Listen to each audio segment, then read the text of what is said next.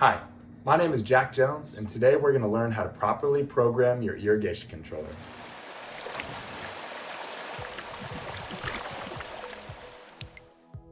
The first thing you're going to want to do when you get to your controller is open it up and go to the sensor. That is your rain sensor, so you want to make sure it is active, and this will shut off your irrigation system when it is actively raining. The next thing you're going to want to do is to go to your watering days and make sure you are following City of Cedar Park's twice per week watering schedule. To set up your controller for a cycle and soak method, you're going to want to go to your run times and have each runtime cut in half. So if station 1 is supposed to water for 20 minutes every cycle, then you'll want to change it down to 10 minutes. Same with station 2 and station 3 and so on.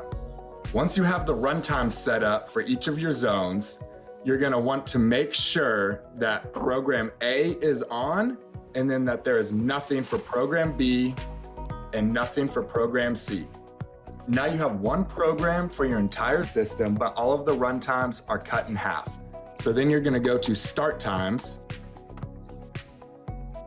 and have your first start time be very early in the morning when it's nice and cool. I have this one set up for midnight, and then have a second start time and have that second start time for a couple hours later to allow that first round of watering to filter down into the soil, and then that second round watering can come in and water that soil that has already opened up. This will create much less runoff and allow the water to penetrate deep into the roots.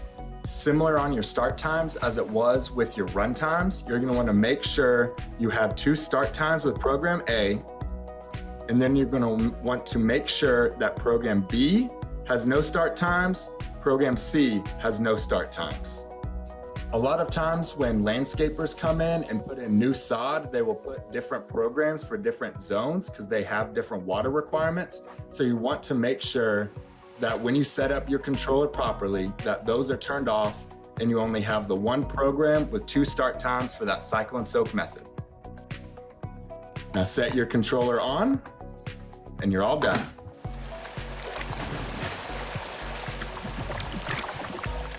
And visit waterthriftycedarpark.org for more tips and resources.